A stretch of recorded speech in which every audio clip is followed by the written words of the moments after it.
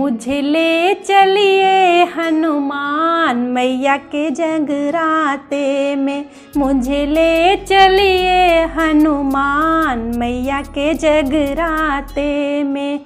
मैया के जगराते में ब्रह्मा जी आए, मुझे मिल जाए वेदों का ज्ञान मैया के जगराते में। जय माता दी दोस्तों, आज हम आपको नवरात्रि के 9वें दिन कन्या पूजन कैसे करें और किन बातों का ध्यान रखें और साथ ही साथ कन्या पूजन की विधि क्या है, इन सब के बारे में जानेंगे।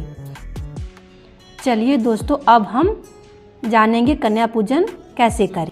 मान्यता है दोस्तों, कन्या पूजन अष्टमी और नवमी के दिन किया जाता है। माँ का स्वरूप माने जाने वाली कन्याओं की पूजा के बिना 9 दिनों की शक्ति पूजा अधूरी मानी जाती है, क्योंकि माँ हवन, तप और दान से इतनी प्रसन्न नहीं होती हैं जितनी प्रसन्न कन्या पूजन से होती हैं। कुछ लोग व्रत के अंतिम दिन कन्या पूजन का संकल्प लेते हैं और कन्या पूजन के बाद नवरात्रि का समापन कर देते हैं। चलिए दोस्तों, अब हम आपको बताएंगे किन किन उम्र की कन्या का पूजन करने से क्या क्या लाभ हमें प्राप्त होता है। मान्यता है कि 2 वर्ष की कन्या के पूजन से दुख और दरिद्रता माँ दूर करती है। 3 वर्ष की कन्या त्रिमूर्ति कहलाती है। त्रिमूर्ति कन्या के पूजन से धन धान आता है और परिवार में सुख समृद्धि आती है। 4 वर्ष की कन्या को कल्याणी माना जाता है, इनकी पूजा से परिवार में कल्याण होता है। और 5 वर्ष की कन्या रोहिणी कहलाती है, इनका पूजन करने से रोगों से मुक्ति मिलती है। 6 वर्ष की कन्या को कालिका रूप कहा गया है, इनकी पूजा करने से विद्या, विजय, राजयोग की प्राप्ति होती है। 7 वर्ष की कन्या का रूप चंडिका का होता है, चंडिका रूप का पूजन करने से ऐश्वर्य की प्राप्ति होती है। और 8 वर्ष की कन्या सांभवी कहलाती है, इनका पूजन करने से वाद विवाद में विजय प्राप्त होता है। 9 वर्ष की कन्या दुर्गा कहलाती हैं, इनका पूजन करने से शत्रुओं का नाश होता है।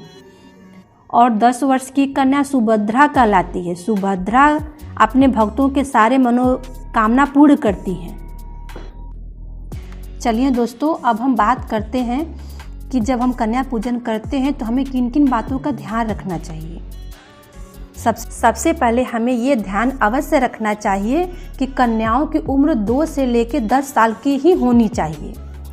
और ये भी हमें अवश्य ध्यान रखना चाहिए कि कन्या माँ का ही स्वरूप होती हैं, इसलिए हमें 1 दिन पहले उनको न्योता अवश्य भिजवाना चाहिए। बल्कि आपको तो ये स्वयं करना चाहिए कि कन्याओं के घर जाकर उन्हें प्यार से अपने घर आने के लिए आमंत्रित करना चाहिए। आपको कहना चाहिए कि हमारे घर चलो, माँ विराजमान हो वो। और यदि 2-4 कन्या अधिक होती हैं तो आपको ऐसा नहीं कहना चाहिए कि हमारे घर कन्या पूरी हो गई हैं, आप लोग लौट जाओ। आपको कभी भी ऐसा नहीं कहना चाहिए, बल्कि आपको उन कन्याओं को अपने घर में बुलाना चाहिए और उनको कुछ न कुछ दान दक्षिणा देकर उनका आशीर्वाद लेकर ही आपको उनको विदा करना चाहिए। क्या पता माँ किस रूप में आए और कौन सी कन्या के रूप में आपकी परीक्षा लेने आपके घर आए। साथ ही साथ आपको ये भी अवश्य ध्यान रखना चाहिए कि कन्याओं के साथ एक लांगुर भी अवश्य होना चाहिए। लांगुर अर्थात एक बालक, उसकी भी विधि विधान से पूजन करनी चाहिए। कहा जाता है कि बिना लांगुर के कन्या पूजन पूरी नहीं मानी जाती है। मान्यता है कि शक्ति पीठ के दर्शन के बाद अगर भैरव का दर्शन ना किया जाए तो माँ का दर्शन भी अधूरा माना जाता है।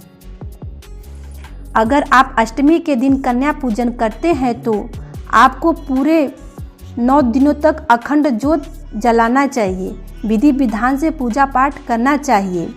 आपको पूरे 9 दिन तक करना चाहिए, तभी माँ के व्रत का पूर्ण फल मिलता है। चलिए दोस्तों, अब हम बताते हैं आपको कि कन्या पूजन कैसे करें। तिथि के दिन कन्या पूजन से पहले अपने घर को स्वच्छ कर लेना चाहिए, क्योंकि आने वाली कन्या स्वयं माता का ही रूप होती हैं। अपने घर को खुशबू नुमा और खुशहाल बना के रखना चाहिए। क्योंकि स्वयं माँ आपके घर पधार रही हैं। सबसे पहले आपको 9 कन्याओं और एक बालक का पैर धुलाना चाहिए और उनके पैर अच्छे स्वस्थ वस्त्र से साफ करना चाहिए और उनको आसन पे बैठाना चाहिए, न कि ज़मीन पे, न कि फर्श पे बैठा दें। उनको अच्छे से आसन पे, आरामदायक आसन पे बैठाना चाहिए। इसके बाद उनका आशीर्वाद लेना चाहिए। फिर कन्याओं के माथे पे चुनरी ओढ़ाना चाहिए और तिलक लगाना चाहिए और चावल भी लगाना चाहिए, कुमकुम लगाना चाहिए। साथ ही साथ कन्याओं के हाथ में कलावा भी अवश्य बांधना चाहिए। फिर कन्याओं को जो भी आपने प्रसाद स्वरूप बनाया है, जैसे हलवा, पूड़ी, खीर, चने, वो सब कन्याओं को अपने हाथ से आपको खिलाना चाहिए। प्रसाद आपको गाय को भी अवश्य खिलाना चाहिए और आपको ये भी चाहिए कि किसी कन्या के हाथ से आपको अपना व्रत खुलवाना चाहिए।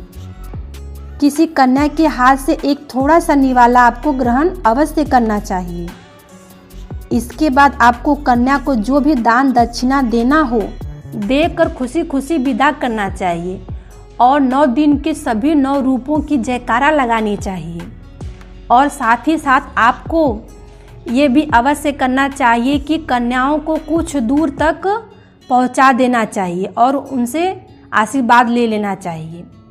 मान्यता है कि यदि कन्या खुश है तो माता अवश्य ही आपसे खुश होंगी और आप पे कृपा अपनी जल्द ही बरसाएंगी। दोस्तों, जानकारी अच्छी लगे तो चैनल को सब्सक्राइब और लाइक अवश्य कर लें।